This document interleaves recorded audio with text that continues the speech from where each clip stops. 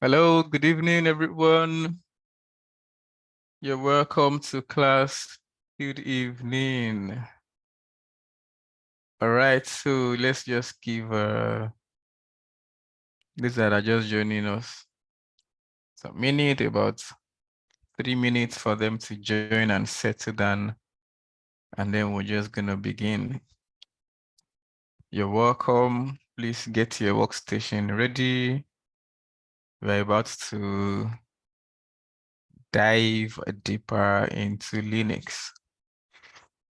All right, so while we are waiting for the rest, I should intimate us about the bootcamp by Moban that is coming ahead. It's gonna start the third week of next month, July. So please reach out to Lady Anne as to registration in terms of cost and all of that. It's just gonna proceed for 4 months, and it is going to be intensive. All right, I've seen the curriculum. What they've packed in the curriculum is quite worth it. So if you're considering a full launch into tech career come 2024, I will encourage you to take good use of these next 4 months.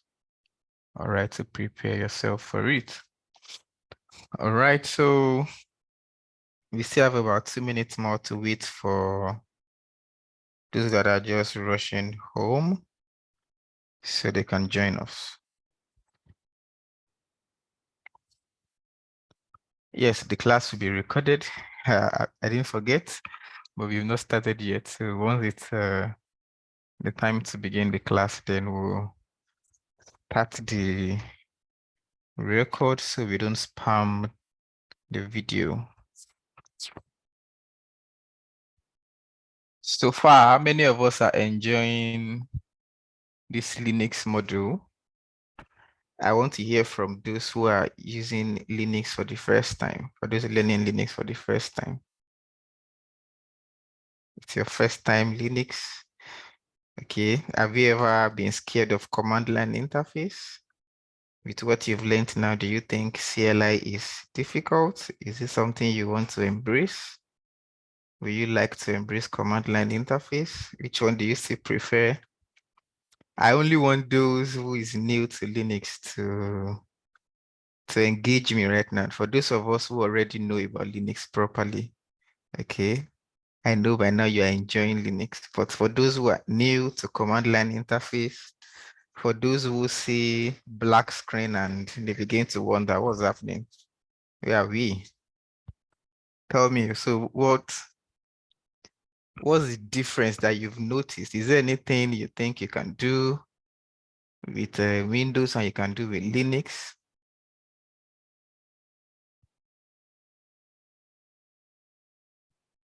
Oh, that's fine, Mr. Anthony. I'm happy to hear that, to read this. Bob, you're new to Linux and you're enjoying it. Interesting. All right. If you are to restart a Windows system and you restart a Linux system, which one do you think is going to be faster? All right. Especially if you're doing it from the command line interface. You know, Linux is a very light machine, and that's why 90% of enterprise servers and even corporate networks, top corporate network in the whole world, they run on Linux operating system. Okay, since it is light, it's easier to handle, you're able to do everything from the command line interface. All right, this is about 6 minutes past the hour. So for those who are waiting to join, they'll meet us here. Let us begin.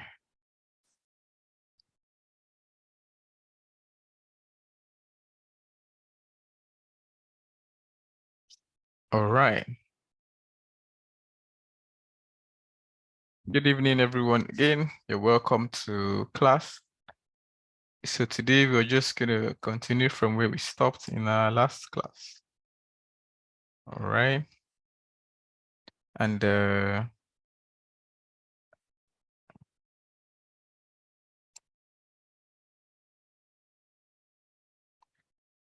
come in.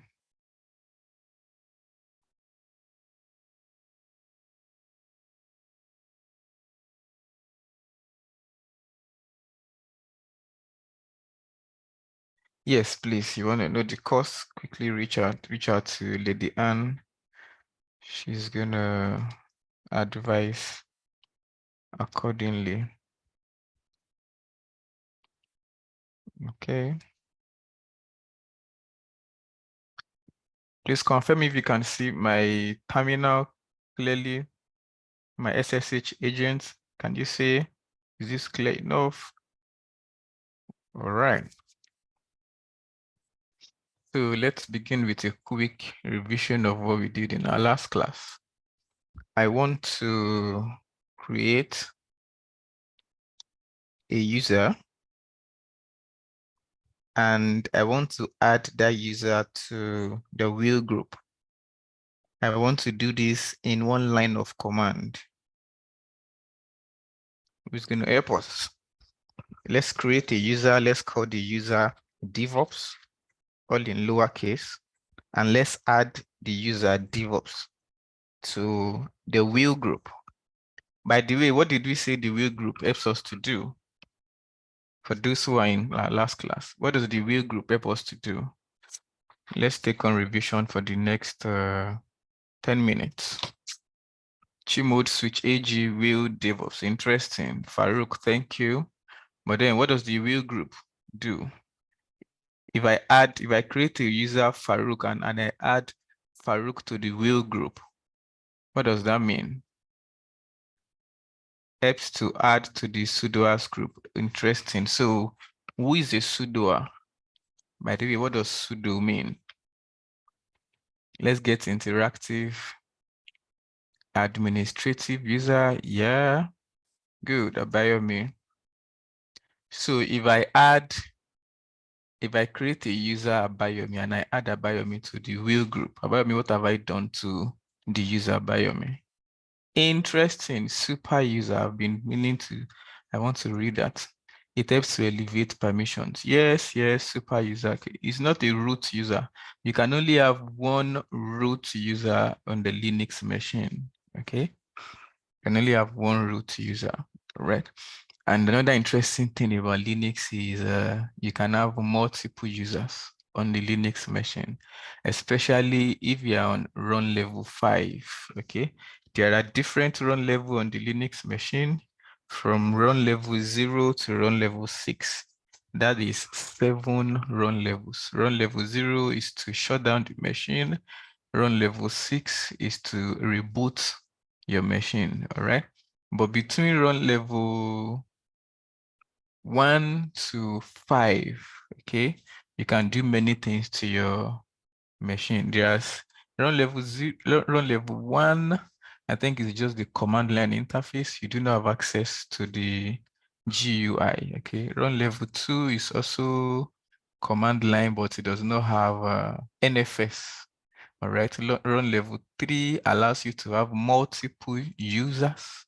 All right, but then you do not have access to the command line. Run level 4 allows you to have specific number of users. Run level 5 is like run level 6. Sorry, run level 5 is like run level 3, whereby you have access to both graphics user interface, command line interface, and you can have more than one user on the server at the same time. All right. So unlike root, you can have many elevated users, you can have many sudoers, but you can only have one root on your system. Okay. You thought run level 2 is multi-user mode without NFS. Yeah, maybe that's it. I might be skimpy in the description now. However, we are sure run level 0 and run level 6 and we're on level 5. All right, so thank you. Can we now have the command now? Let us create a user. We call the user DevOps. And then on the same syntax, we will add the user to the wheel group. Who is doing that for us? Who is giving us that command?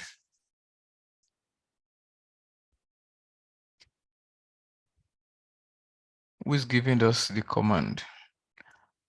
Thank you, Similulua. Thank you for that support. Who is giving us the command to create a user? And then let's add the user to the wheel group. We're not doing it separately. We're doing all on one syntax, all in a syntax. Okay, so let's start with what we have. Someone is giving me sudo. You know that command is an administrative command. No ordinary user, no regular user can make a user. So you have to add sudo user add DevOps. All right, so on this same syntax, can we add DevOps to the wheel group?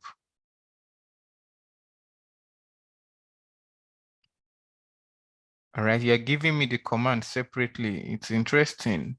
However, we want it to be on one line of syntax like this. So what do?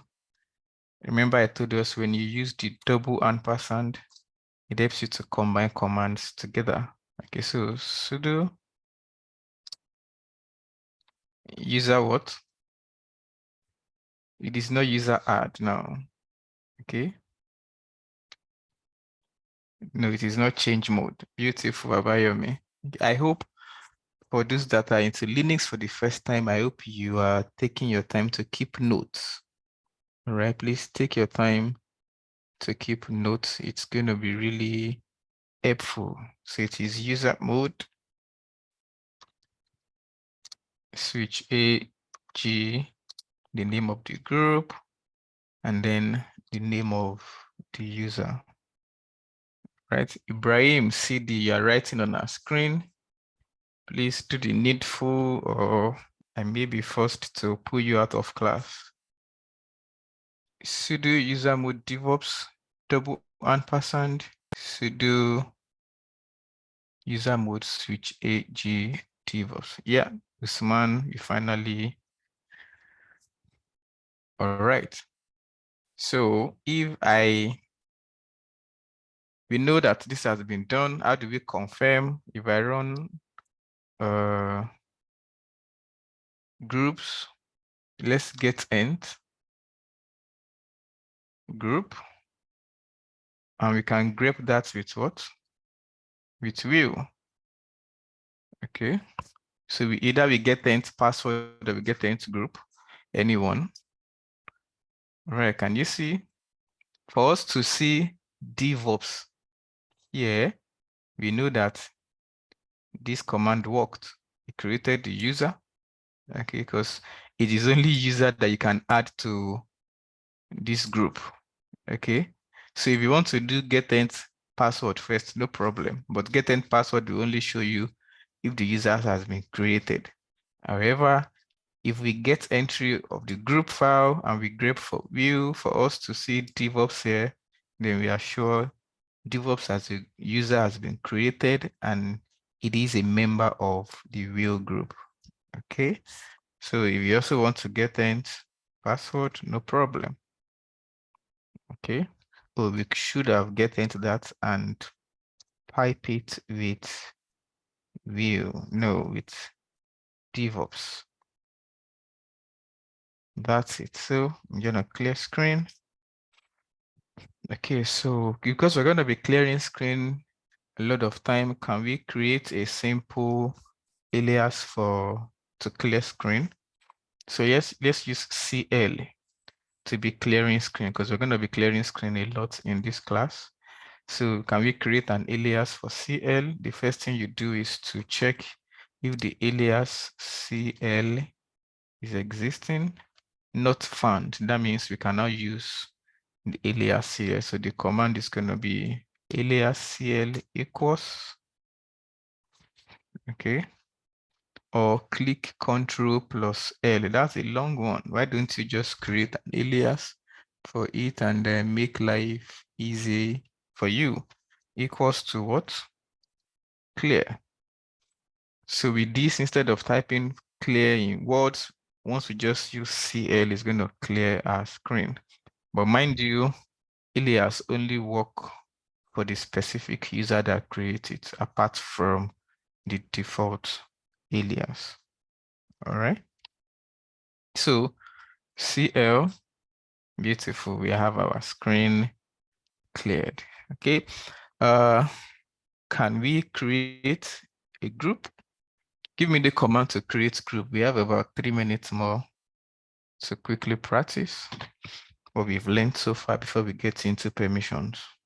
What's the command to create a group? Sudo what? Group add. Okay, so let's call this. This train is for what? Train 1. So train 1. Okay, then let's get entry. Group pipe and grep for what? Train 1. So yeah, we know train 1 as a group exists. Okay, so let's go ahead and add EC2 user to train 1. It's going to be what? User mode, switch A, G, the name of the group, train 1, the name of the user, EC2 user. Permission denied. What do we do? Sudo. Okay, so now look at this command you're about to see. If you run groups without anything, groups is going to tell you the groups that this user, current user, belongs to. And that's it. So it's saying that this user belongs to EC2 user, the admin group, the wheel group, and the systemd journal. But we cannot find train here. Why don't we go and grep for train 1? Can you see train 1? And this user is already, EC2 user is a member of train 1. Beautiful. Now let's look at an application of these groups and users. So we work in a company, and as server administrators, we were told that there are some specific files that are coming into our server. And then these files will only be accessed by specific departments, okay? The HR file can only be accessed by members of the HR department. The sales file can only be accessed by members of the sales department.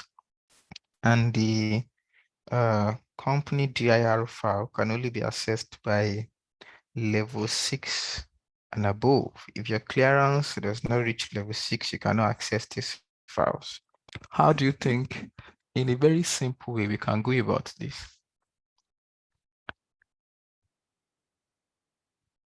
Okay. How do you think we can go about it in a very simple way?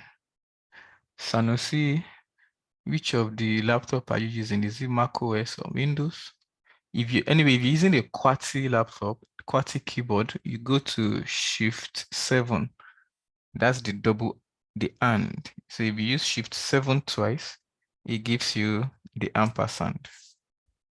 Okay, I hope that answers the question. All right, so did you get my description, guys? Did you get my description? Okay, we have the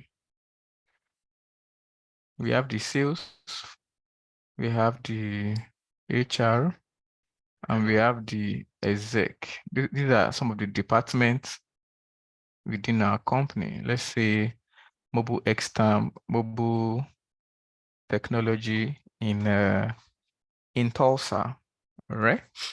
And now we are told that there's a file for, let's say, new salary scale. This is a file. It should only be accessed by members of the HR, okay? And then the company COC should only be accessed by the executives. Who are the executives? Let's say people from employees from level 7 to level 9. If you are below this level, you do not have clearance to open the company COC. What can we do? Usman says set the members into a group, then grant permission to that created group. Excellent. Excellent. 5 choco points for Usman. I mean, so it's not enough for just to be learning this command. We should also learn how to apply them in real life. Okay, so this is one of the many reasons that we might want to apply this. Okay, but if it is in DevOps, when you install an app, your containerization now to Docker, a group is created the moment you install Docker on your server. All right. So for any user on that server to be able to use this container, all user must also be member of this Docker group. So it is not only in this, in administration, but even in DevOps, the concept of groups and users is applicable. So let's get to class. So I know what you might not be able to do from what Usman described here is we grant permissions. And that is what we want to do today. So in our last class, we've seen how to create users, create groups, add user to groups, remove user from groups, create multiple users. Today, let's go into permissions. All right. So we clear our screen. If you are joining us new and you see us using CL to clear screen, please know that we have created an alias for CL, which is to clear screen. Now let's talk about permissions. There are 4 parts to permissions. Do we have anything here? Oh, not yet. So let's start with making directories. Can we make a directory called Usman, Farouk? Okay. What other directories can we make? We can make for Wissam, we can make for Sanusi, we can make for Simi. All right, so let's make for Wissam.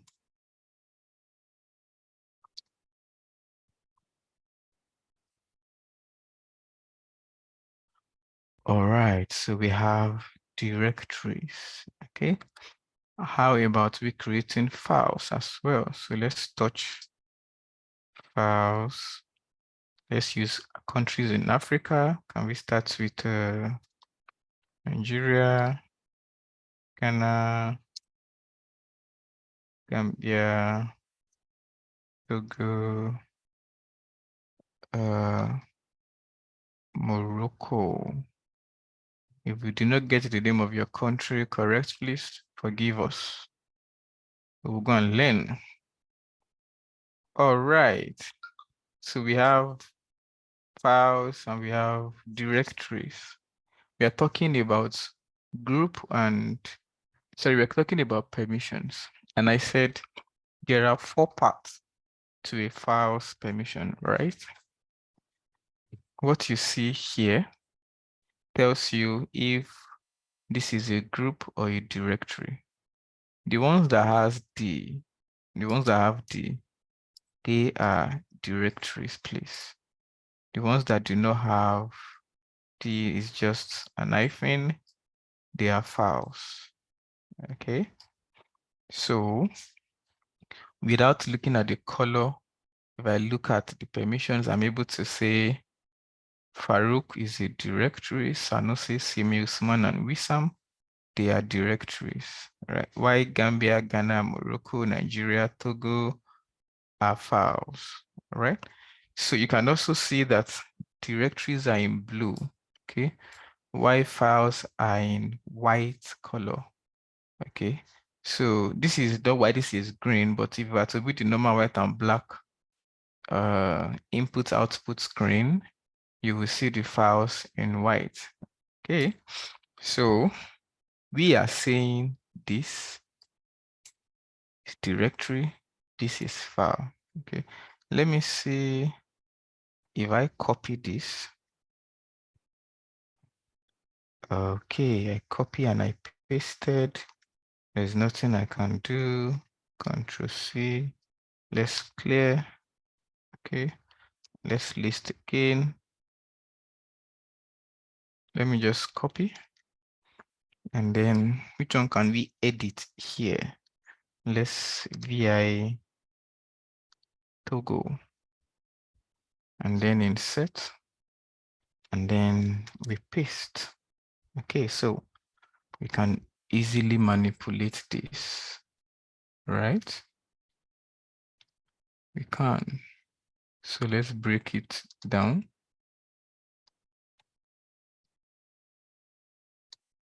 In fact, let's go further.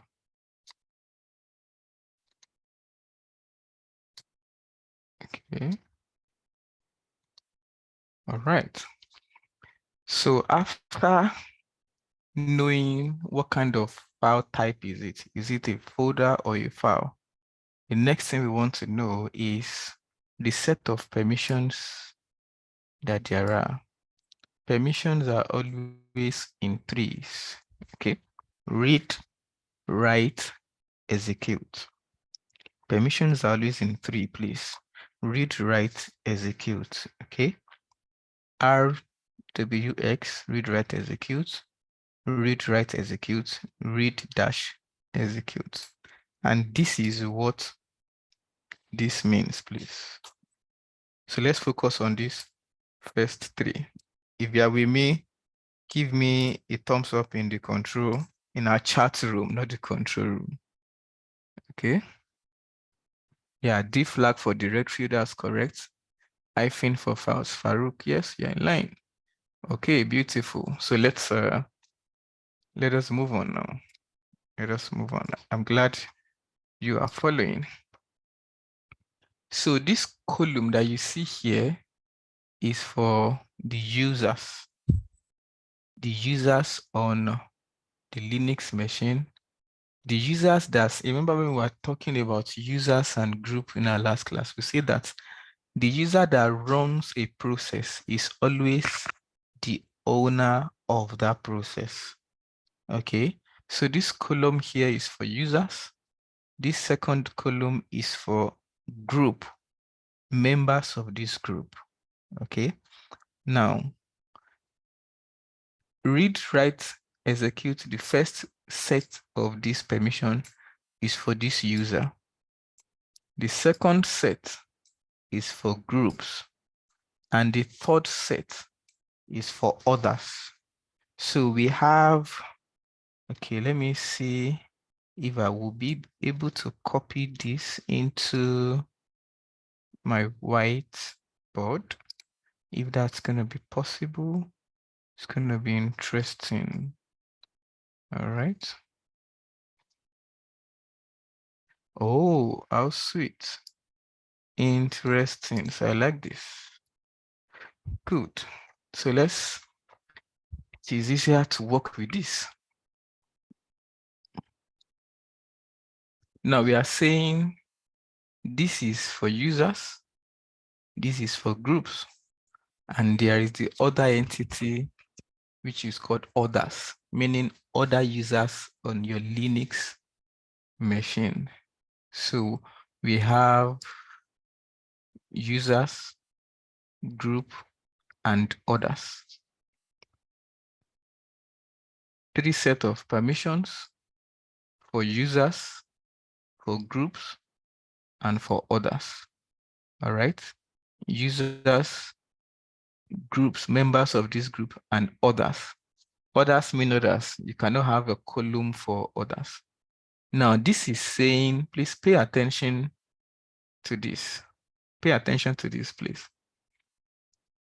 The user, which is the owner of this process, that when we created this directory, the permission this user have over this folder is read, write, execute permission.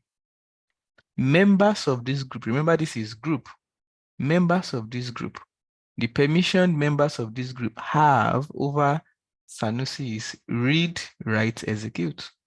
And others, the permission that others have is read and execute permission. That's that for Sanusi. Let's check for the file, Togo. The user, who is the owner of this file, because it was this user that ran this process to create the file. The user here, the permission this user have over the file Togo is what? Read and write permission only. Members of this group, the permission they have over Togo is what? Read and write. And others, the permission they have over this file Togo is what? Read only permission. Okay, if you understand this, then you will be able to manipulate files and directories on Linux machine. Okay, if that is understandable, let me know. If you like me to go on small, let me know. Okay, if you want me to repeat again, just say repeat in the chat room. Okay, so I'll tell you what execute is, I'll tell you what read and write is. Just let me know if you want me to repeat that. Right, so let's do a quick repetition, right? This you're seeing here, I copied, okay, I'm about to repeat, so let's just pay attention right now, please. I copied this from our command line interface and I pasted it here. And I'm trying to explain what all of this mean. If you see D, it means this is a directory. If you see dash hyphen, it means this is a file. There are other kinds, okay, like L, okay, like B, okay. Those are special system files, which we're not going to be talking about. All right, so we just talk about directory and regular files like this, okay. So we are saying that after the file type, you've established that the next thing you will see is three set of permissions in threes. Three set of permissions in threes. The first set is for users. The second set is for group members. The third set is for others. All right. And what you see here is what? Users, members of, this is group. So members of this two user group and others. Others are not represented here because others could mean any other user on the Linux machine. So here we are saying this user, who is also the owner of this directory, has read, write, execute permission over CMN. The group members here, their own permission is this. I think I should use red. User's permission is this. Group permission is for this. While others are just others. Okay. So we are saying this is the permission of users. This is the permission of group. The same thing here, read and write is what this user have as permission over Togo.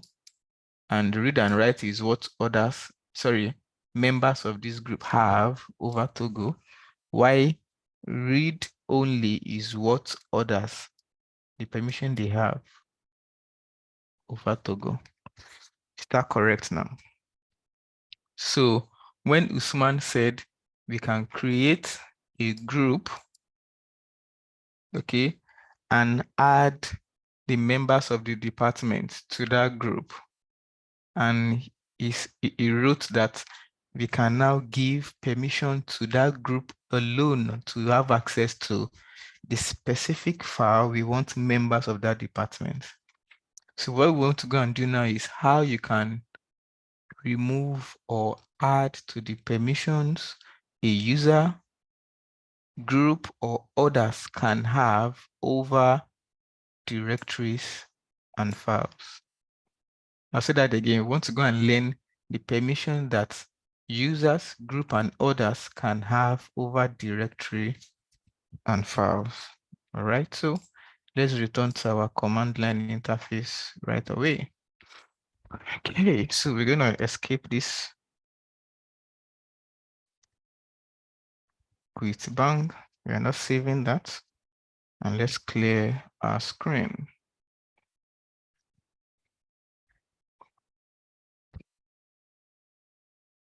All right, for those who asked, how did we list out this script?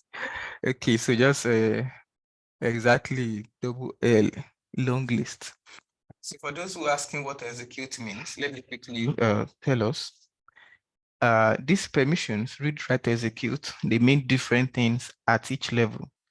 So we'll go first for file. So for a file, read means to be able to open and read. Execute means to be able to write or modify, write rather. Let me say that again. For file, okay? Read means you can open and read it, okay? Write means you can write into it and save, okay? You can modify what is inside and save, but you cannot delete, okay? But not delete, okay? While execute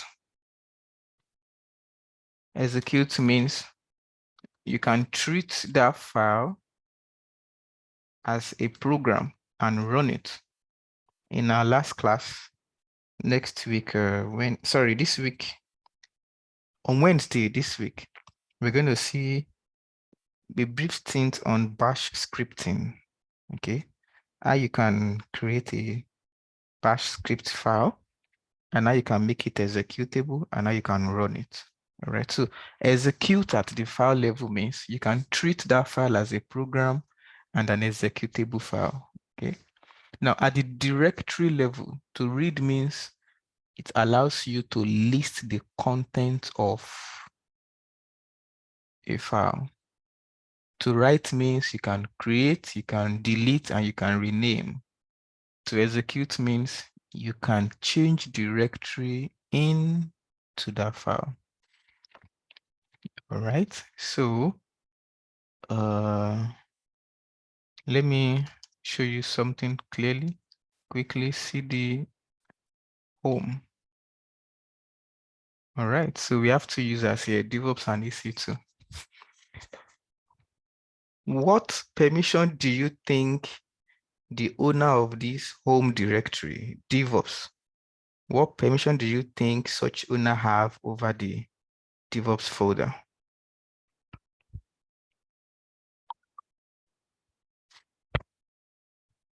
So if you understand what I've been saying since, look at DevOps here. What permission do you think DevOps have over? Read, write, execute. Excellent, excellent. What permission do you think group members of the DevOps group they have?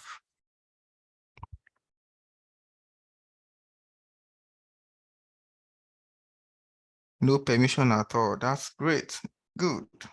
How about others? Do you think they have permission here? Others have no permission as well. Beautiful. So let's go into our home directory now and let me list. Look at Farouk. What permission do you think others have over Farouk? What permissions do you think others have over Farouk? Read and execute. Beautiful. All right, next. What permission do you think members of the EC2 group have over Sanusi? Members of the EC2 group, what permission do you think they have over Sanusi? Read, write, execute, all permissions. That's beautiful. So what if we want to ensure that the Farouk directory only EC2 user, only the user have permission to it. Group does not have access and others does not have access. You do something like, are you with me, please? Let's begin to learn commands now. Change modification. We want to ensure that group and others do not have any permission to Farouk. So we say group others minus any permission, read, write, execute, the name of the file, Farouk. So this saying that remove, that is what minus is. Remove, read, write, execute permission for group and others as far as this file is concerned. If I list, do you see what has happened to Farouk now?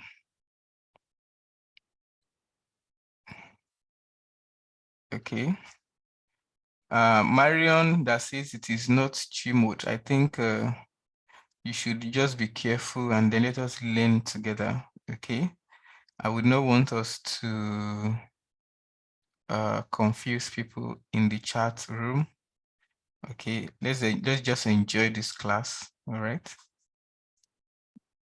Okay. Let's just enjoy this class. All right. So look at the command here. Change modification. G is for group. O is for others. Minus here means remove. So from others and group, remove read, write, execute permission for Farouk. And look at it. See what the permissions Farouk here has. See what the permission that users, group, and others have over Farouk here. Now that we have removed read, write, execute permission for group and others, see what it is in this place. All right, so if we want to put it back, what do we say? So we say chmod group others. Instead of removing, we now say plus. That means add read, write, execute for what? Farouk. And if we list, can you see? But in this situation, Farouk is now what? A community folder, meaning anybody and everybody on the system have read, write, execute permission over it. In this place, others do not have write permission over it. Okay, so let's remove the write permission of others on Farouk. Okay, so if I clear screen, can we remove the write permission of others? Okay, if I rephrase that, it means that can we remove the permission of others to write into Farouk folder? What would that be? Chmod. Oh, excellent, Sunday. Others, remove, write. Oh, sorry, Sunday should be write, not read. Okay, but I like your swiftness. All right, Farouk. So if we list, Farouk is back to where it is. Okay, so let us give to Wissam. Let us ensure that users is only able to read and execute. The user, not users, please. The user are only able to read and execute.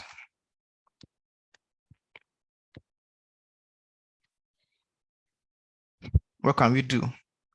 For Wissam directory, we want to ensure that the user, which is the owner, is only able to read and execute. Okay, Joseph is more like it. It means we're only removing write. Thank you, Joseph. So let's run that. Chmod user minus write permission vsam.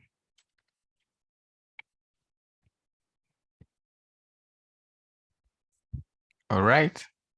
So that's the first one. However, this method is not absolute.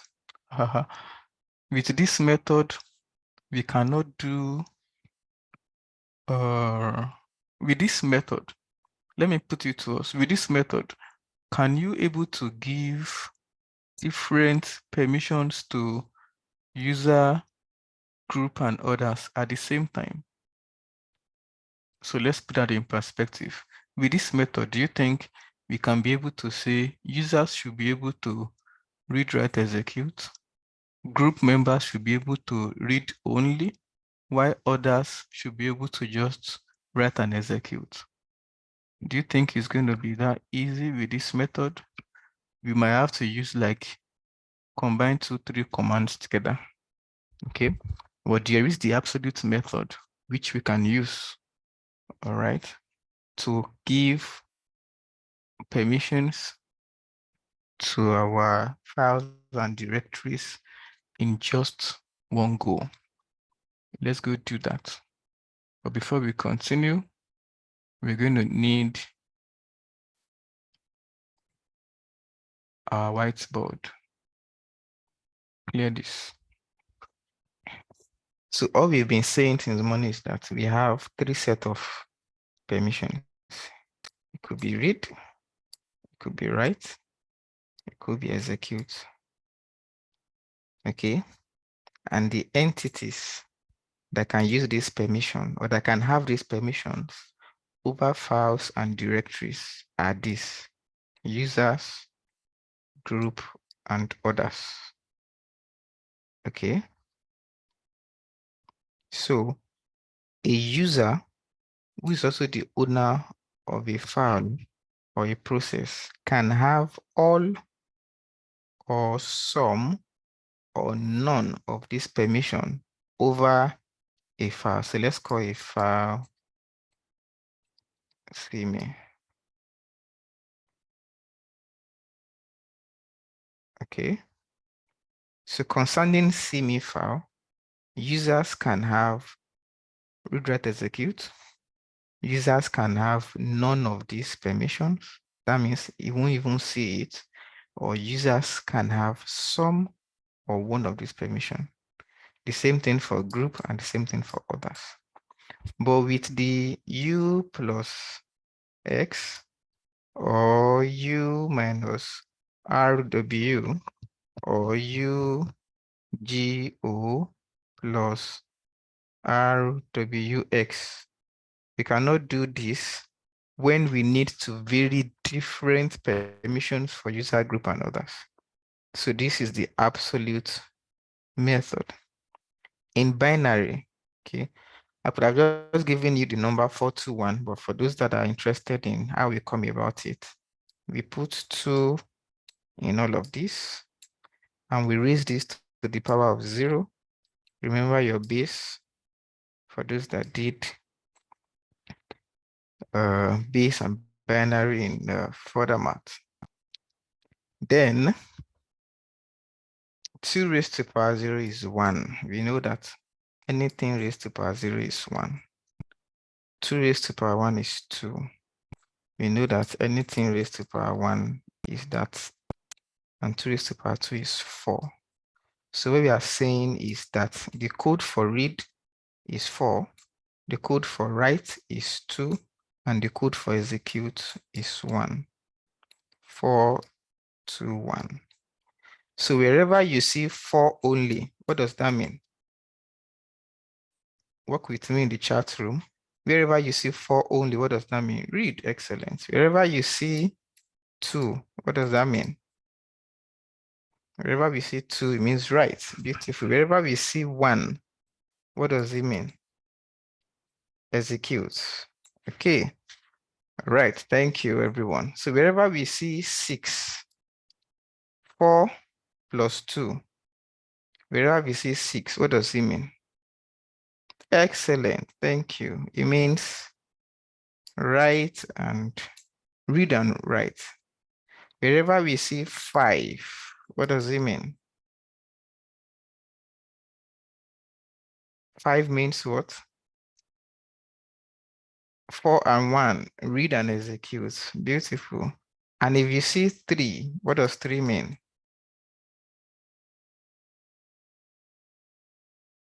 Write and execute. Good, good. I'm enjoying this participation.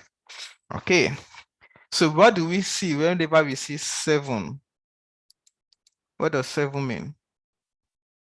4, 2 plus 1. All permissions. Thank you. Read, write, execute. Oh, I'm enjoying this interaction. Thank you, everyone. So now let's say I have chi mode 777 for Daniel file. It means that 777 is user group orders. So it means that the user, we have all permissions.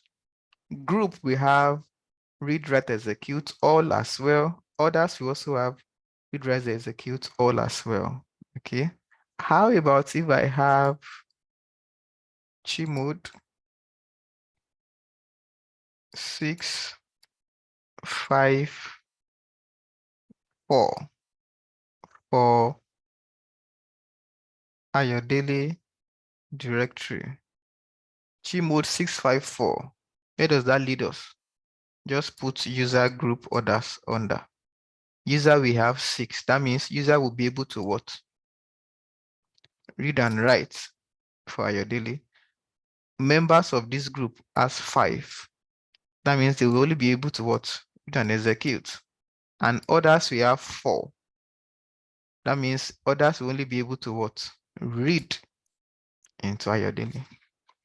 Okay, so you see that with this absolute method using numbers, we can have in just one line of command different permission levels for user group and others.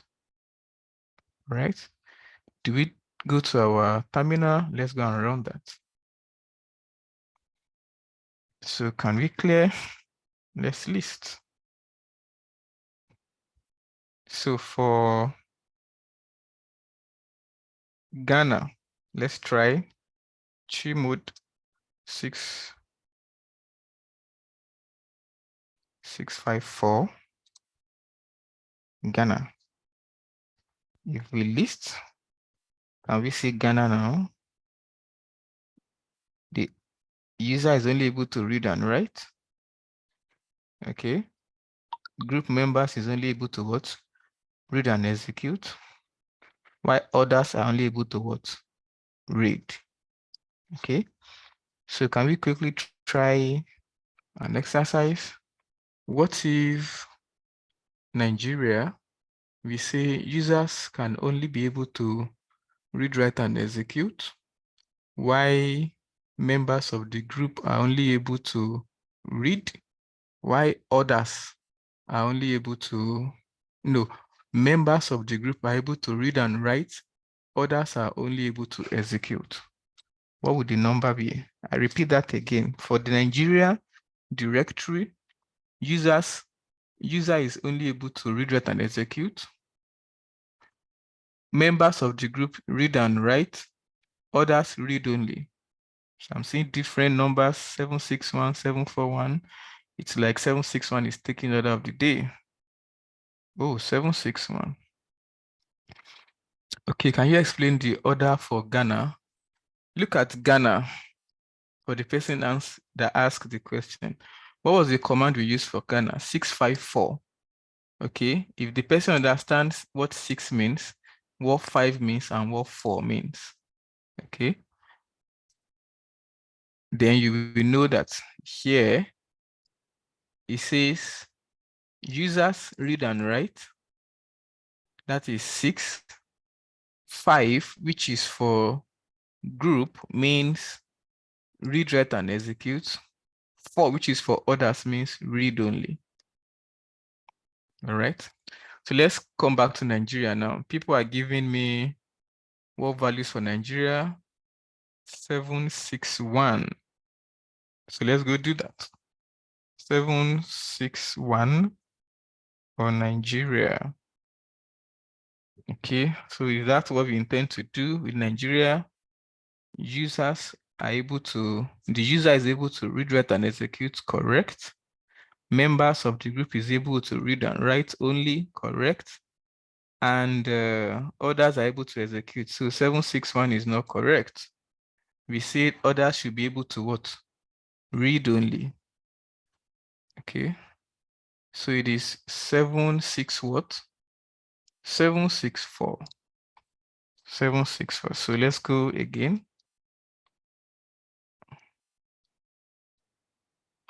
764. Let's clear our screen and let's list.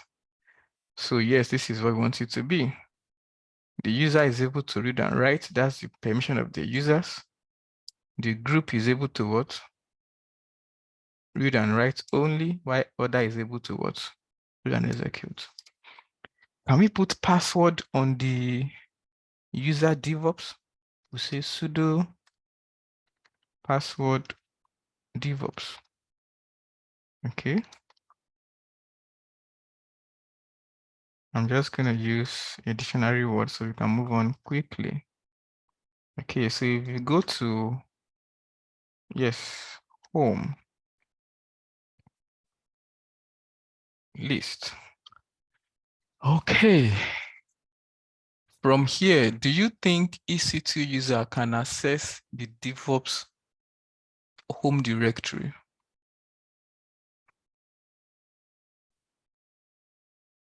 Farouk, are you sure? Look at DevOps home directory. You know, all that we find there is the home directory of the specific users. So do you think EC2 user, this user here, will be able to access this DevOps home directory? Okay, if you think so, let's try. CD. Okay, no, we're already in home. So we say CD DevOps. Permission denied. Okay, but if we want to game it, we use sudo, right? But we know if we use sudo, it is not EC2 user that is running things. It is what? The root. Okay. But now, what if we don't want to use sudo, yet we want EC2 user to be able to access DevOps? What do you think we can do to this DevOps directory? Okay, let's not think about the command now. What do you think you can do? Change permission. Good. Change permission for who? Add permission, add read permission. Yes. So for who? For who? Who said others? I think that person needs choco point. Sunday, beautiful. Okay. Because in this situation, EC2 user belongs to others when we begin to consider this home directory. All right. What else can we do? What else can we do? What else can we do? There's another option instead of using sudo. This is a group. This is the primary group of what? Of DevOps. What if we add EC2 user to these DevOps groups and give the group permission to access DevOps? All right. Okay, so let's go see if we can change permission first for DevOps. So let's try this. Chmod. What do we say? What would you know? Others plus what? Read, write, execute, or DevOps? Permission denied, that is expected. So why don't we use sudo? Okay, so if we list, excellent. Can you see this? So others are now able to access DevOps. So can we cd into DevOps now? Boom, we are in DevOps. All right, is that clear? So if we place this side by side with the scenario I painted for us at the beginning of the class, do you think you as a server admin can now limit access of a specific department to a particular file? Do you think you can do that? Interesting. So let us return DevOps to what it is. So we say sudo. So give me the command now, not using this relative method. Now let's use the number method. What will it be? 7 what? 700. Sudo 700 what? DevOps. No, it won't be 777. 777 will turn that command, that DevOps home directory to a community directory. Anybody will be able to what? To access it. But 700 means that let the owner of the directory, who is DevOps itself, have all permissions and do not let group or others able to smell it. Okay. It says no such file or directory. That's true. No such file or directory. I've seen my mistake. Who else has seen my mistake? Who else has seen my mistake? I've seen it. Who else has seen it? Beautiful. I'm in DevOps home. I like these people. I like these people. So what do we do? Two things we can do here. We either specify the path. Usman, it done on you. Excellent. I like the interaction here. Okay. Aha, look at Helium giving me good command. CD ... I go back by one step and I run that command again. What if I don't want to go back by one step? What do I do? Bolaji, that's not it. It is CD ... that takes me. Bolaji, your command will take us to our user's home directory. Okay, I do not need to exit because I'm still a user. All I need to do is CD ... go back by one step. But if we don't want to go back by one step, thank you, Usman. We've declared the full part of the permission we are changing. Okay. Learn how to use full path, please. Because when we get into DevOps, when you begin to script, when you get into using Kubernetes, you will really need it. All right. So can we execute the command here now? Okay, so if we list, DevOps is back to what it is. Okay, and this is a way to protect this home directory from other users.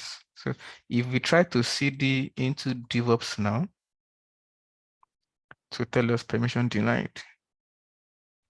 All right, so we have learned how to modify the permissions.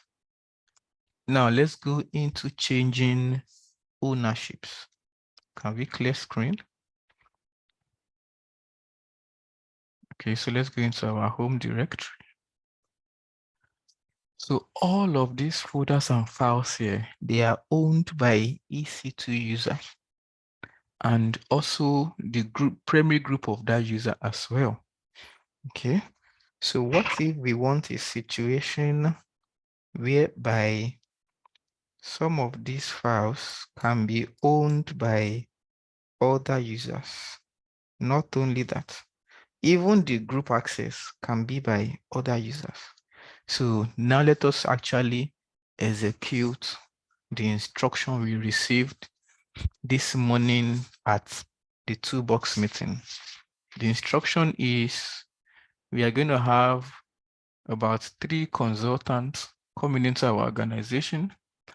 they are coming to do 1 or 2 installation of a special app on our network. So they'll be using some files, and we only want them to have access to their files. Okay, so what do? First, we are supposed to strap them up on our server. How do we do that? We'll create users login for them. So what's the name of this consultant? Usman 1, Temitokwe 2, and let's say Usman, Temitokwe, and Tochukwu. These are the 3 consultants coming. So let's create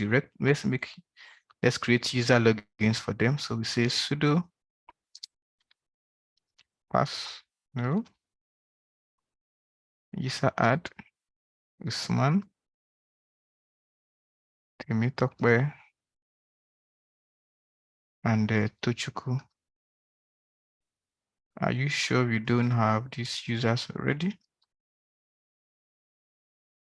Okay, it will not allow us to do it once and for all. So let's do it one by one. Okay, if we insist of doing it in a group like that, we'll go create a bash script file. Usman, Temitokwe, and what? Tochukwu. Okay, clear screen. So if I run ID Tochukwu, I know Tochukwu is created with Tochukwu's group and primary group. If I also run ID Usman, this is another command the new guys are learning. We have that. And if I run another command, Temitokwe. So these are our consultants. Then we create a group, isn't it? So let's create a group. Sudo group add. What's the name of our group? Consultants. So if I run getEnt group, okay, and let's grep for what? Consultant. You know that there's now a group called consultant. The next thing we want to do is what? We add the 3 of them to the group. So what's the command to add multiple user to a group? So we run sudo g password switch, sudo g password switch m, their names, Temitokwe, a delimiter, comma, but no space, Usman, and Tochukwu, space the name of the group. So what would the group, what's that group name? Consultant. Okay, so if I say,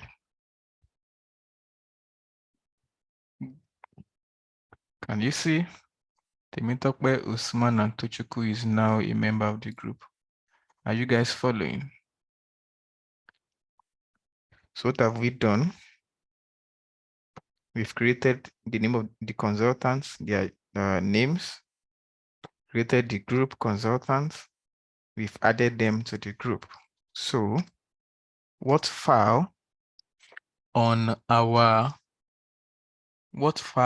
computer would they be having access to? Nigeria. Okay. So we are seeing that these 3 consultants, let this file be that they are the owner, and it is also their group that can access it. So what do we do first? Let's undo that of ownership. Can we undo that of ownership? Yes, we can. Let's go. So we run sudo change ownership. Focus on your screen, guys, and let's go.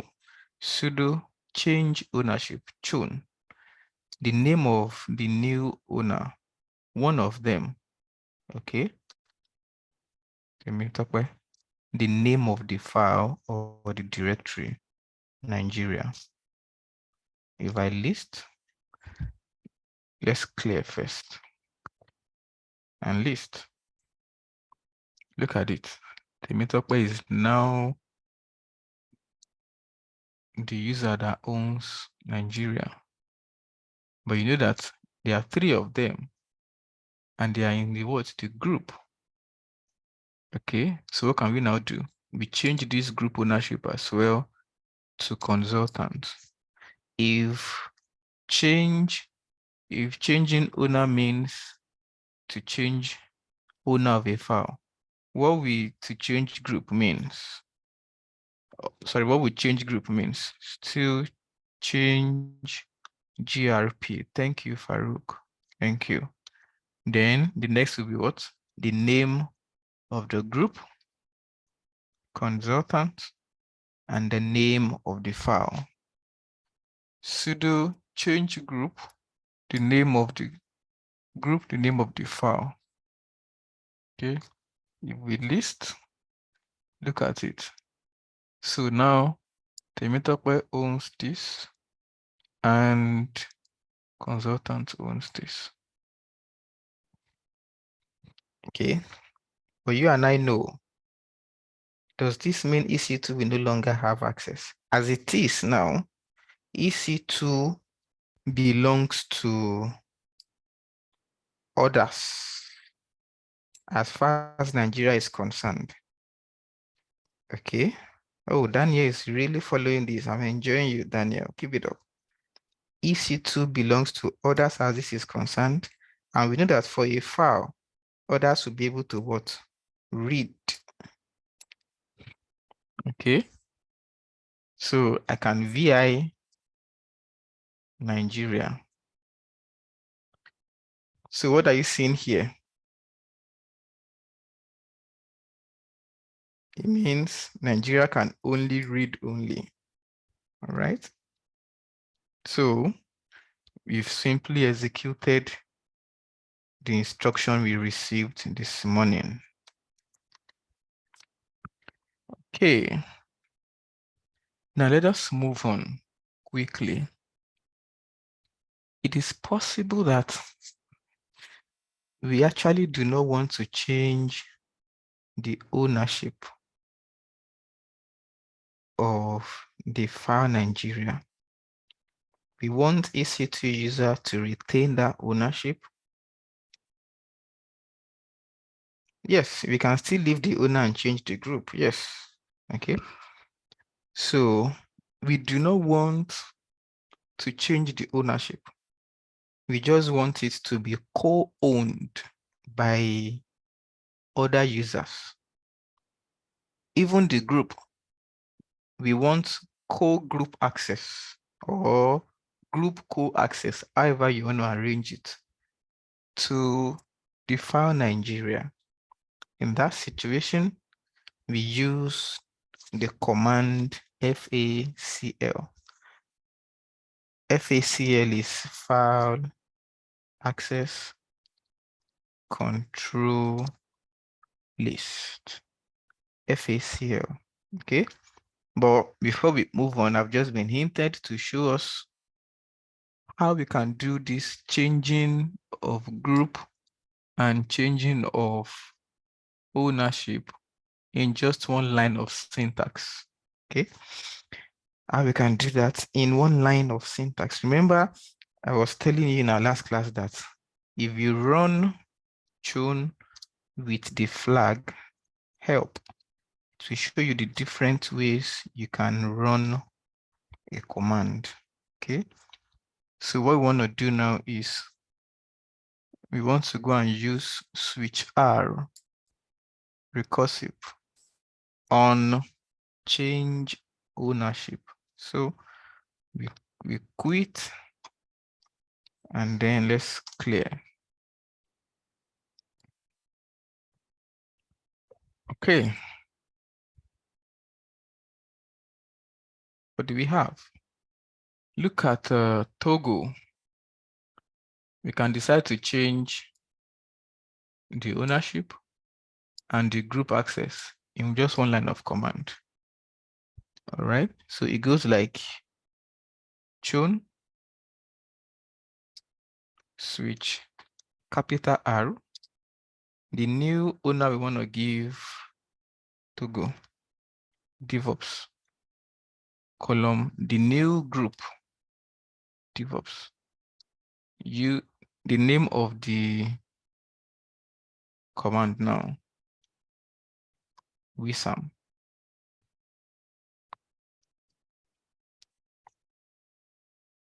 Permission not. So you want to do it for Togo, please, not wisam. But permission not granted means we're going to use what? Sudo. If you list, can you see this? Is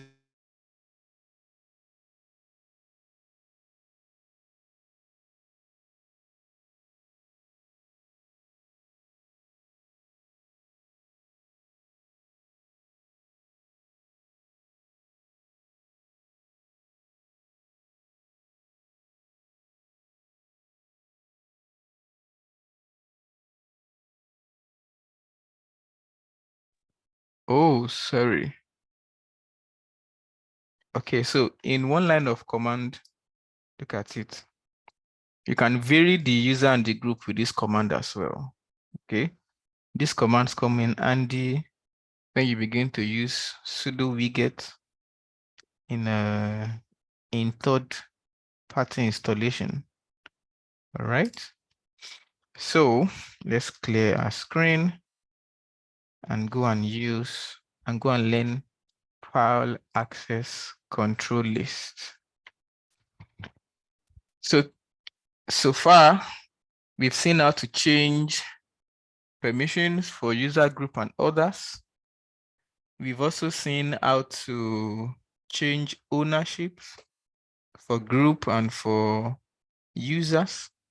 We've seen how to change permission using the numerical representation. Now let us look at, instead of outright change of ownership, why can't we co-own a file?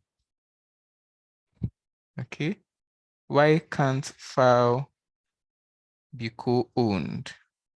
All right, so let us get into that. If we run the command get FACL, file access control list. Can you hear me, guys? Are you following?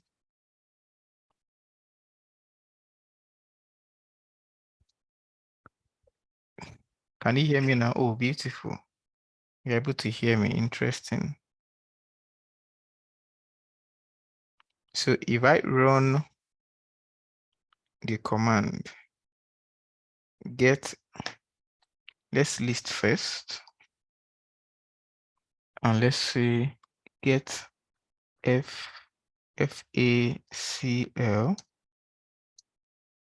for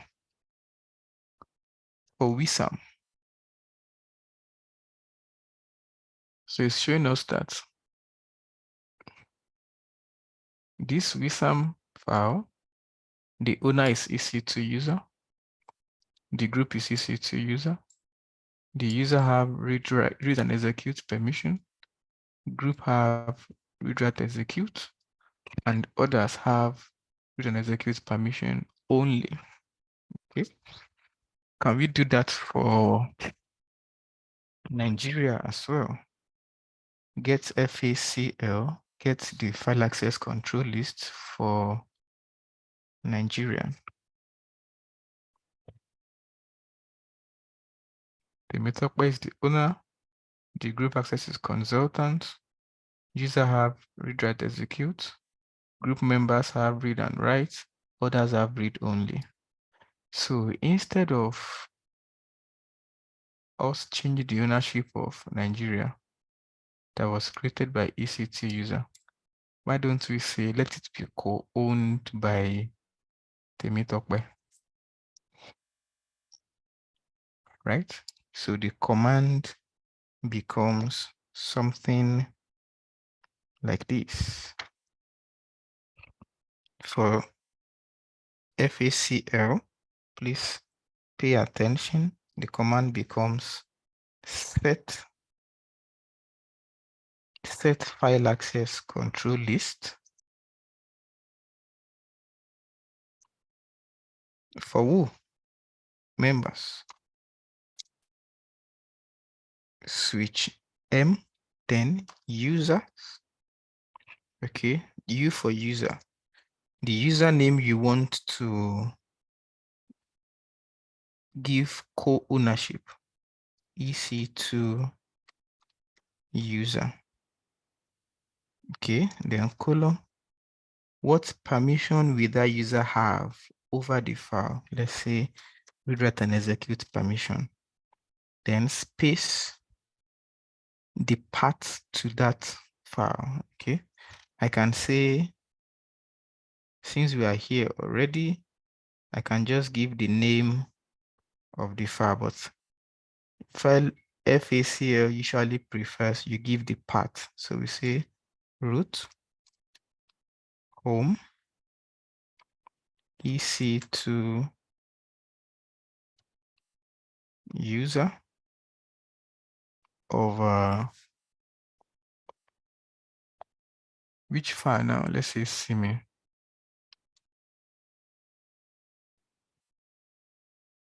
No, simi is already owned by EC2 user. Let's say Togo. Permission not permitted. Do sudo. Okay, so let's clear our screen. Let's list. What do you notice on Togo class?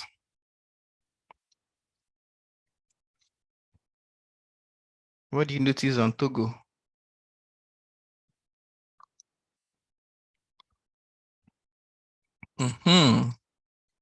There's a plus, meaning that there's something happening. So let's get FACL for Togo. It now says the owner is DevOps, the group members of DevOps have access, user, then they see the second user, EC2 user now. And what permission does the second user have? Read, write, and execute. So that's how to make a user co-own a file or a directory. We've done that for user. Can we do same for group? Okay.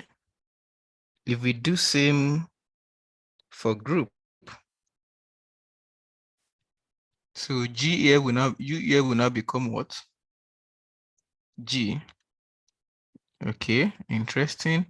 Do we still want to use this user so that it doesn't, let's use what other user have we created? I know there is Usman user. That means if there's Usman user, that means there will be primary group of Usman, right? What permission do you want to give to Usman? Let's just read and write. Is it over the same file? Yes. So if we list again, let's clear our screen first, CL. Again, for those seeing us using CL, please know that we've created an alias for our CL, which is clear. If we list now and say get FACL to go, look at the group. The members of Usman group can now also read and write into the Togo file. So rather than outrightly change the membership or the group access, you can make them co-own like that. You have any questions, please quickly put it up in our chat box so we can address it at once. And then we move on to packages.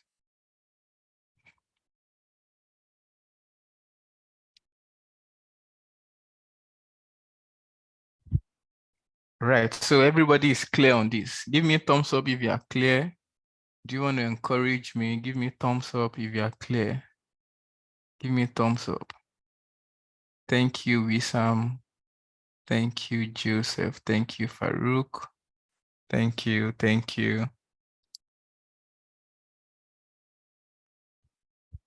Thank you. All right. So let's talk about packages. But before we talk about packages, I realize I've not shown us how to compress and zip files. Okay. Clear this screen.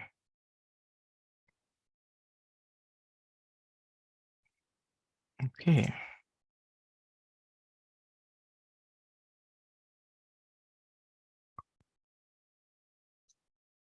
You I want to zip together some files and directories in this place. How do we do that? Yes, archiving. Yes.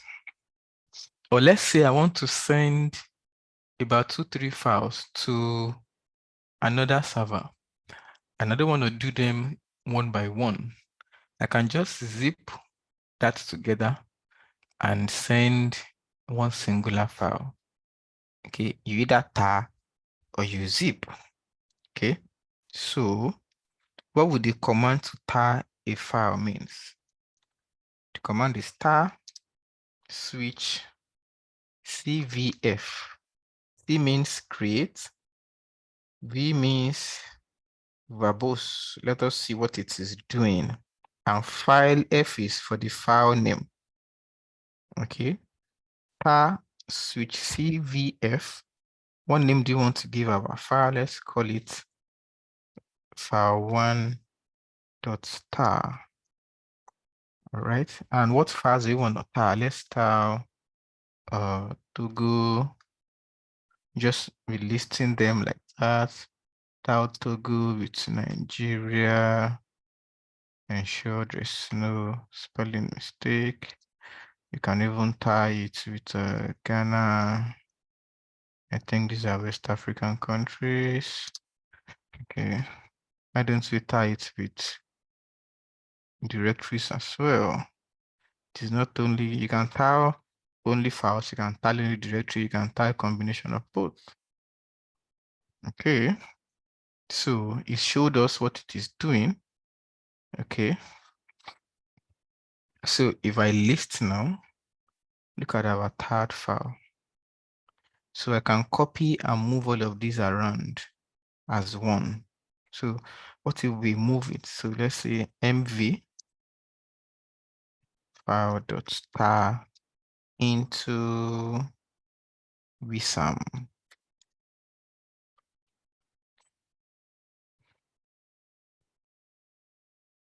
Okay, it is file one.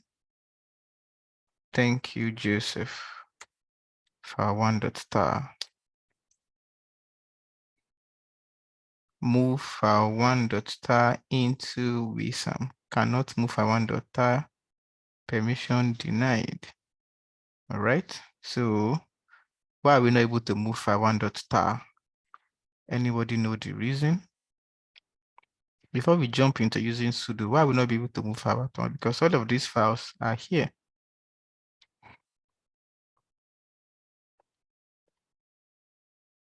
Is there a reason we're unable to move it? Beautiful. Some of the content of that file, of that third file, we have changed their permissions. All right. So let's try sudo.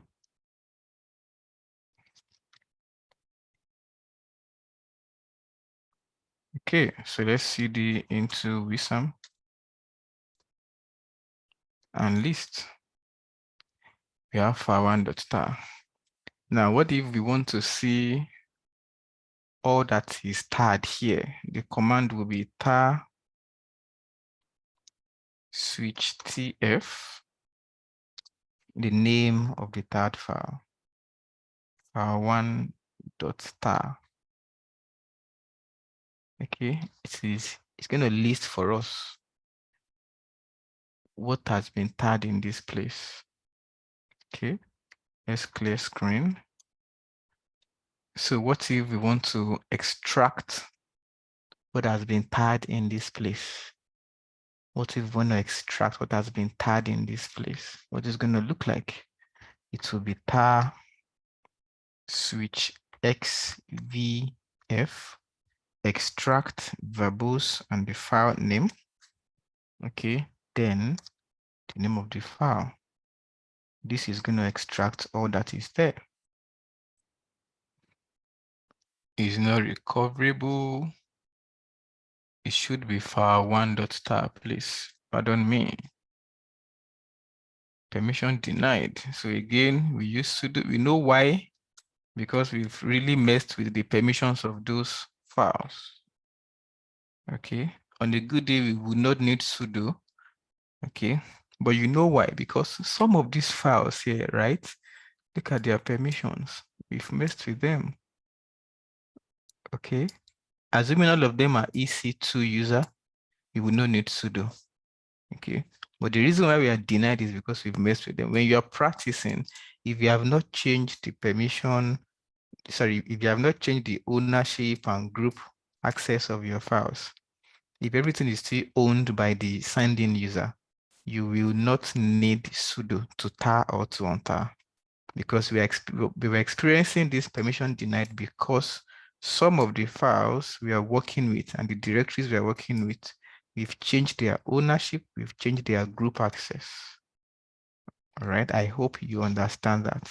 Okay, so if we list now, we have now extracted this file into this place. Instead of us moving this one by one, pad everything together, move it.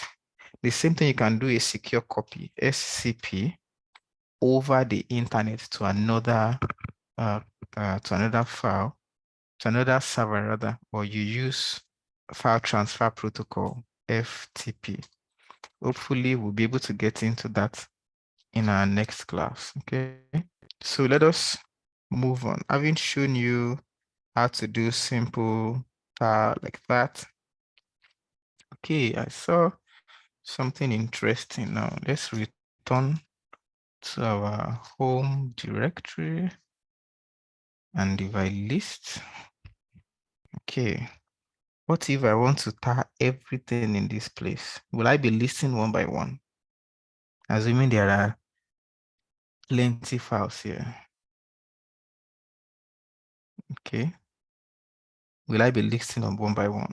So your RA in Windows is your tar here, Farouk. All right.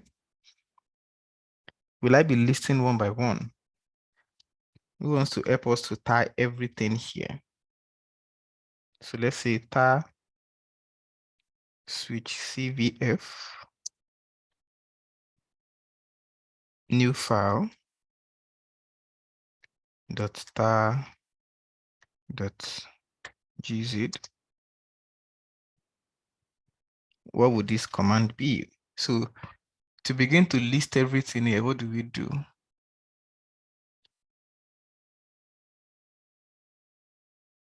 Oh, interesting. Interesting. Okay.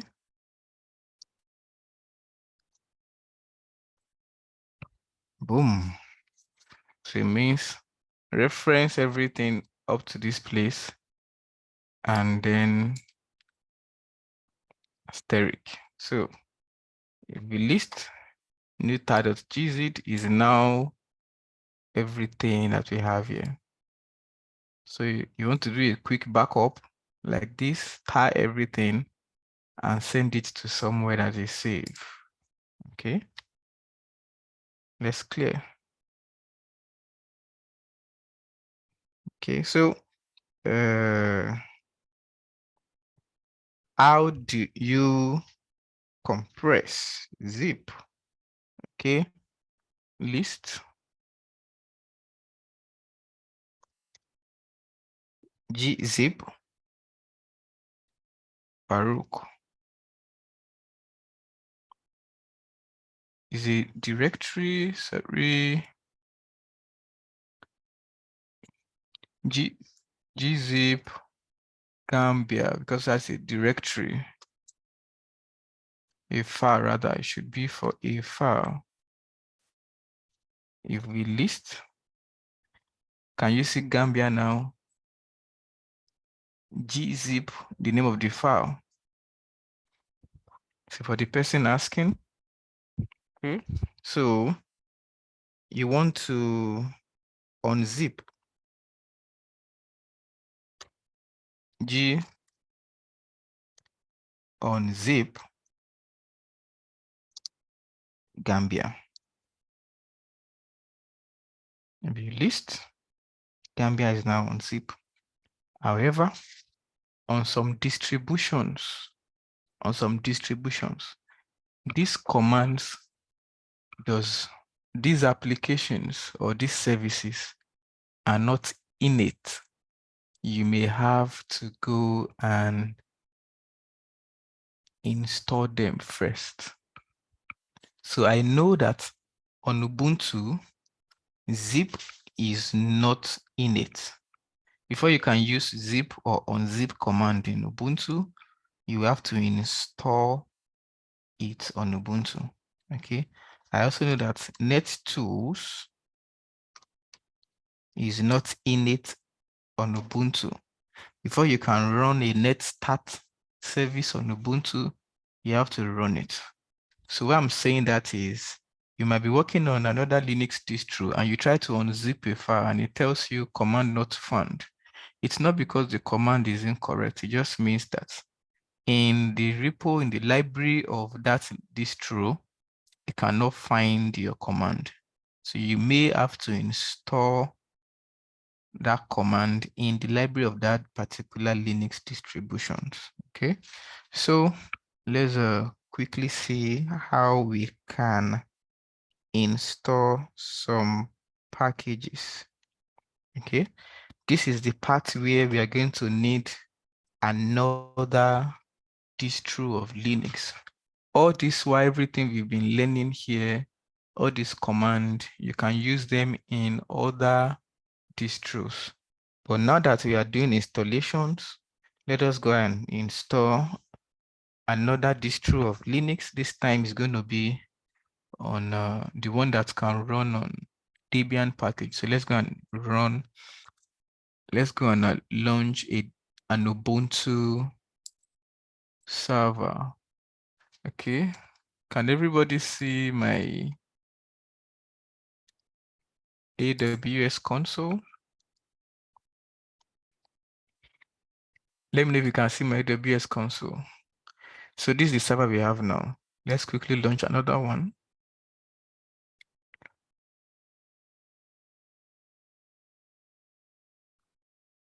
Let's quickly launch a new one.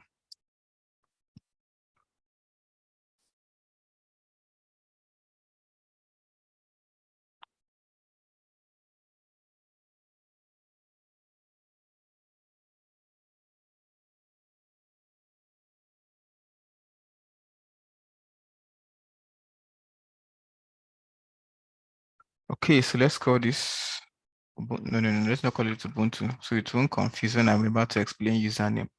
Let's call it train 1. Okay. Instead of Amazon Linux that uses the Red Hat package manager, this time we're going to launch Ubuntu. Okay. See the reason why we prefer a cloud platform. Okay. To quickly launch Ubuntu on your VM, you probably have, it will take time.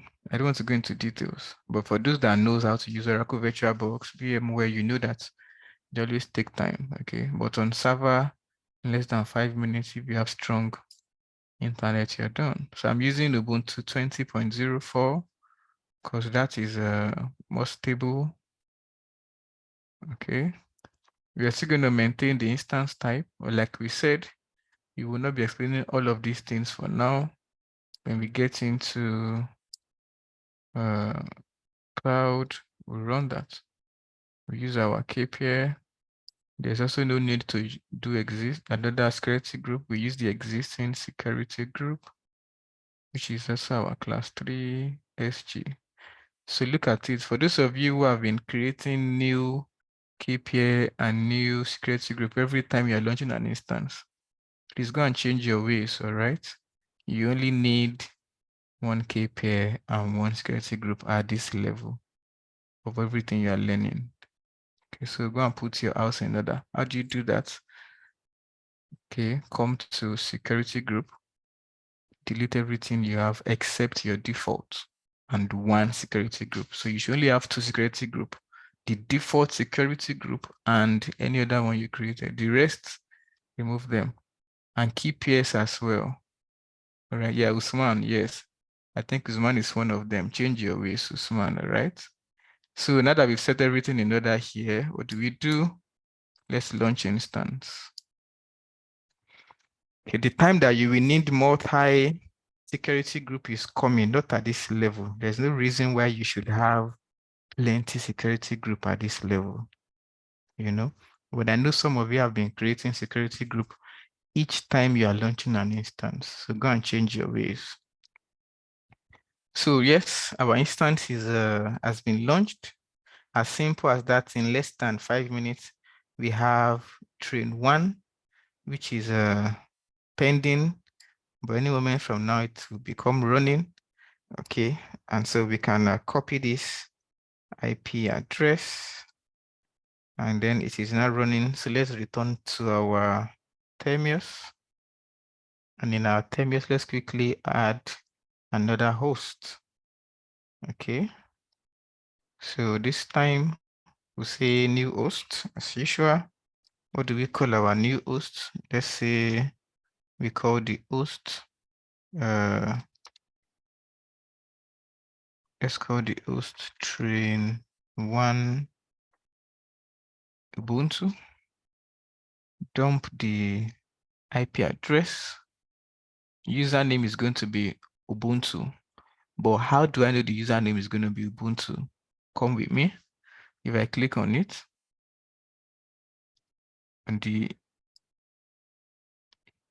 I clicked on the instance ID. I clicked on connect. I showed you the other time. You look at your username here, Ubuntu. So it is not EC2 user. Okay, it is Ubuntu. So let's return to our Termius. So we put Ubuntu here. Then set the key. It's the same key that we use. So there's no need to import a new key. We just click on this key. If we set everything properly, we'll say save and then we'll connect. Okay. If everything is Coco, you say add and continue.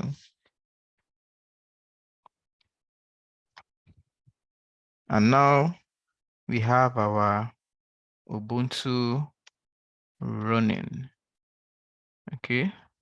You might want to read all of this at your own leisure, but for the sake of class and time, let's clear screen and move ahead. So we have 2 sessions, class.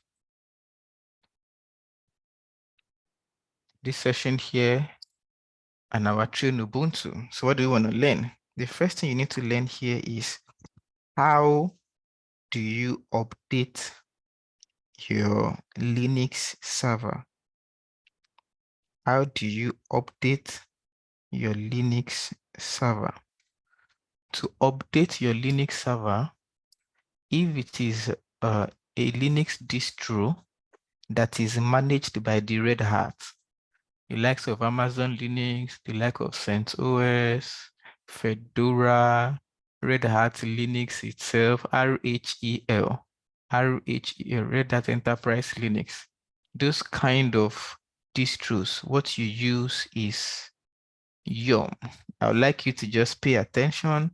I know you've read some things, you are gingered to run commands, but please pay attention.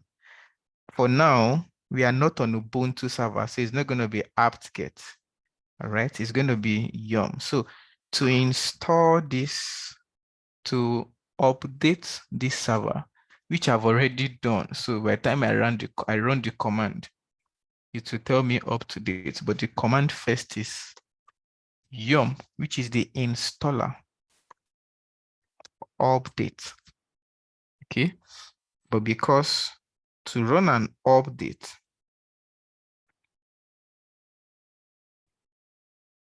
is not an ordinary or is not a regular user's command.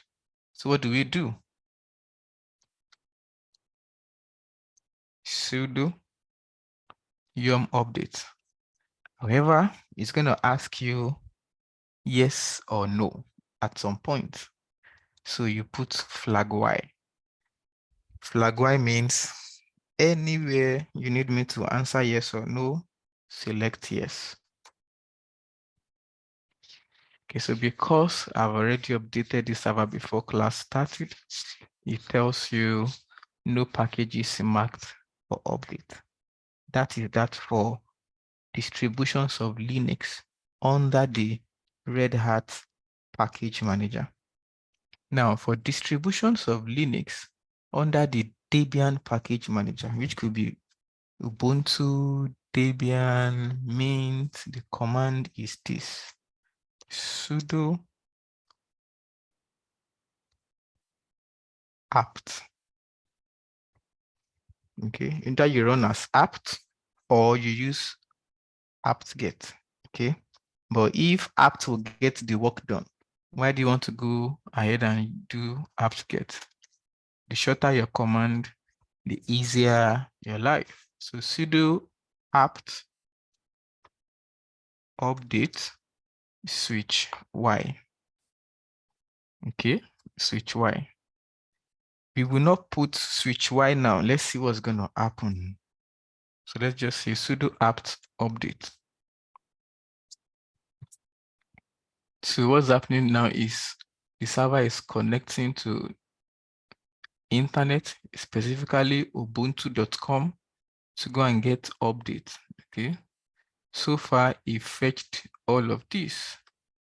So you see that it has 59 packages. It says that 59 packages can be upgraded. Okay, 59 packages can be upgraded. Is that the same as 59 packages has been upgraded? Is it the same thing? No. So in under the Debian package manager, when you run sudo apt update, it does not update the Linux machine for you. What it does is it goes to fetch all available packages that can be what? Updated. So to really update your server, you run sudo apt or apt-get upgrade. This is the one that we now do it. So look at it. It says, do you want to continue? This is the reason why we normally put switch Y. Okay, so if you're on the terminal like this and you didn't remember to put switch Y, it will ask you and you will answer yes or no. But imagine if I've put this command, where is it again?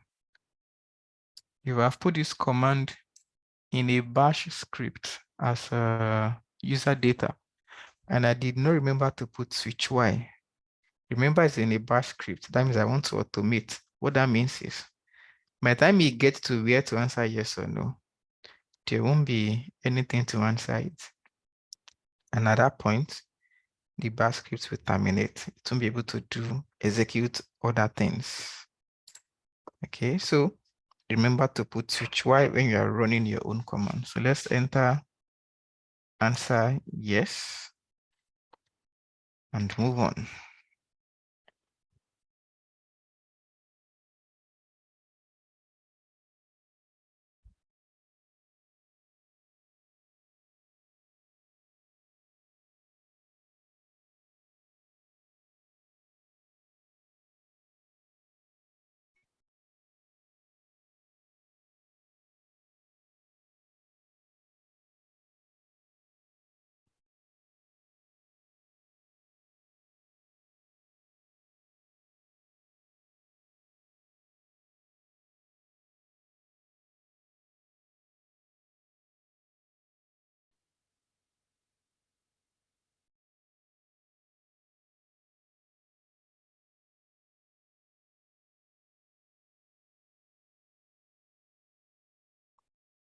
Okay, we are seeing progress, 56%.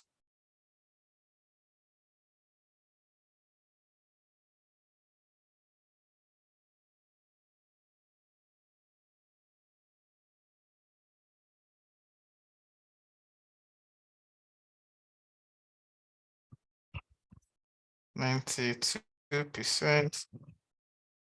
So while we are doing that, let's return to EC2 user. So we've seen how to update. Next thing is, how do we confirm if a package is already installed on our Linux machine? How do we confirm if a package is already installed on our Linux machine? It's simple. So we run the command rpm repository manager flag query all. Okay. And now the name of the package, let's say httpd. httpd is the command to know. Regina, just stick around. By the end of the class, we're going to give you the WhatsApp link, okay? I can see many persons have been requesting. Just let's use this time to learn first. After the end of the class, we'll give room to ask all these general questions. Okay, in the next 3 minutes, we'll adjourn the class. So with this command, switch query all, you'll be able to say if there is a file here, sorry, a command, this application here or not. However, we use it with what? Pipe. Okay, because query all will list everything you have in these repositories. All right, query is going to list everything in this repository. But we don't want to see everything. We only want to see if there is HTTPD or not. So it returned nothing. That means there is no HTTPD on this Linux server. HTTPD, Hypertext Transfer Protocol, is the service that helps you to run a web server. So if you want to turn your Linux to a web server, you install on it any of the web services, HTTPD, Nginx, LightTTPD, and all of that. But for now, there is no HTTPD on this server. All right, so what do? Let's install HTTPD.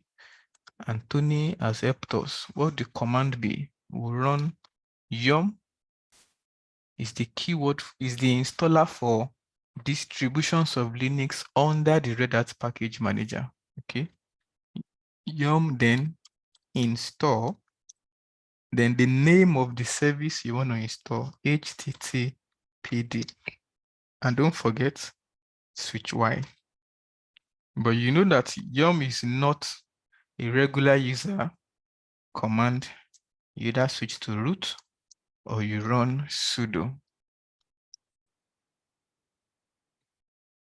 Okay, it is install. Thank you, Wissam. Install. And as simple as that, we have installed HTTPD on this Linux machine. If we now go and query if there's HTTPD here or not, can you see that we now have response? The first time we ran this command, there was no response, but now we now have response.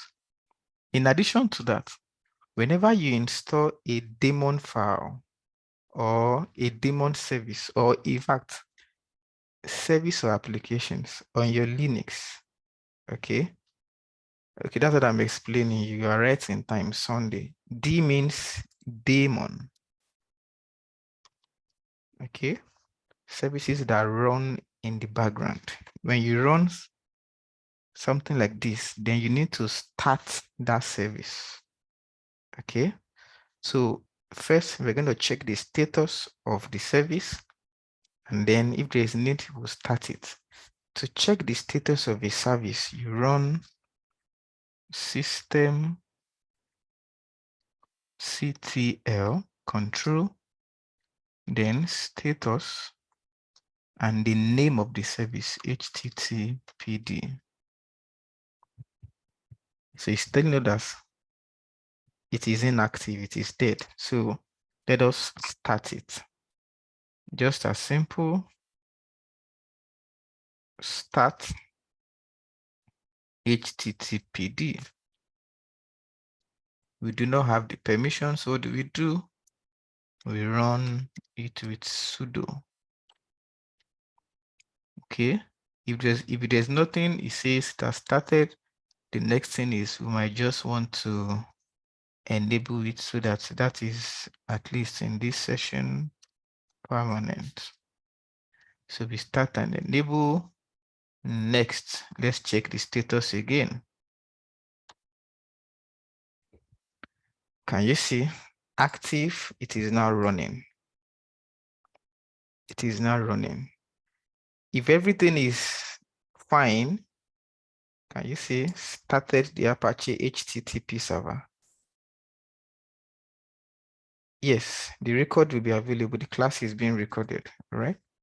So if everything is fine with our HTTP server and we have allowed the appropriate port on our instance, we should be able to browse for this server. If we allow the appropriate port on the instance group, the port for HTTP, I told us once, is port 80. The port for SSH, the one we are using currently, is port 22. There is also a command to know the port. Okay, if I want to run net start, if I run sudo net start, okay, switch tnlp, if I grep that with port 22, I'm able to say that this port is being used by SSHD. And this is the process ID. If I want to kill this port, I use this command. I use the command to kill this. But let's not go further than this. To install a service on distros of Linux that is managed by Red Hat, the command is what? Sudo, the keyword is yum, followed by install, the name of the service you want to install. This time, let's install FTP, File Transfer Protocol. Remember to put switch Y. And as simple as that, you've installed. To install a service on a distribution of Linux that is managed by Debian, it is still sudo, but the installer this time is not yum, is what? Apt, or in some places, in some literatures, you see it as apt-get. Anyone that is convenient for you, I like to use apt since it is simple and short. Then install, and the name of the service. On Ubuntu, HTTPD is called Apache 2. So if I type HTTPD here, it will recognize it. In fact, let's do that. You will see it's going to give you options. Switch Y. Can you see? So the closest one, these are web services, Nginx, LightTPD, Apache 2, all of this. The closest one is what? For that HTTP that we installed on the other server is Apache 2. So let's go ahead and change this to what? Apache 2. So we have promoted these our Linux servers to web servers. We've promoted the two of them to web servers. What did we do? We installed web service on them. And we can quickly browse for them. However, our time is gone. So you will notice today that the higher we go, the more we learn. Okay, and we are using the command that we are learning, that we've learned so far in our further learnings, right? So I should introduce to you all that the bootcamp starts in 3rd week of July.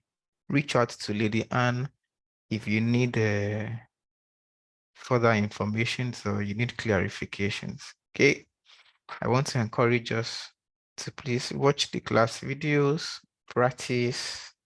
They are packed with values. Okay, so please be encouraged to practice. All right, any question before we move on? Any question? Thank you for the encouragement. Thank you. So that means we're going to see in our last class on Wednesday. All right, guys, enjoy the rest of your day.